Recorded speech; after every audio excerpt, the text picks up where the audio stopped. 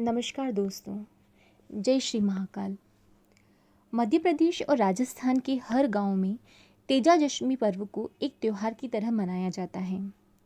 इस दिन राजस्थान के लोक देवता वीर तेजाजी के निर्वाण दिवस को प्रतिवर्ष भाद्रपद शुक्ल दशमी को तेजादशमी के रूप में मनाया जाता है।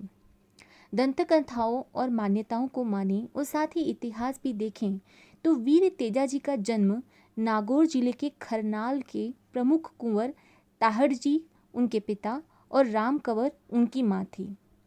तेजाजी को 1292 में वीर गति अजमेर के पनेर के पास सुरसुरा में प्राप्त हुई। हालांकि तिथि भादवा की दशमी ही है। कहते हैं कि भगवान शिव की उपासना और नाग देवता की कृपा से ही वीर तेजाजी जन्मे थे।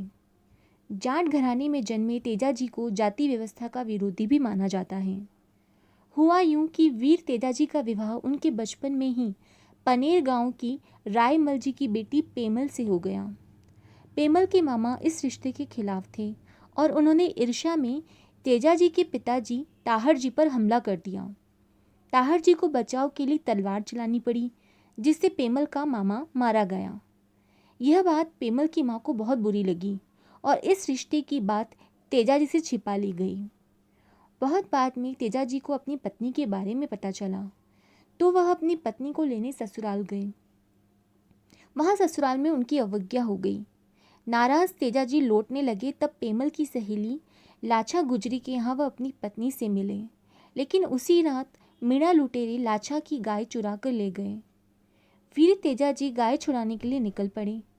रास्ते में आग में जलता हुआ सांप मिला, जिसे तेजाजी ने बचाया, लेकिन सांप अपना जोड़ा बिछड़ने से बहुत दुखी था, इसलिए उसे डसने के लिए फुफकारा। वीर तेजाजी ने वचन दिया कि पहले मैं लाछा की गाय छुड़ा लाऊं, फिर तुम डस लेना। मीणा लुटेरों से युद्ध में तेजाजी गंभीर रूप से घायल हो गए, लेकिन इसके बाद भी वह सांप के बिल के पास पहुंचे।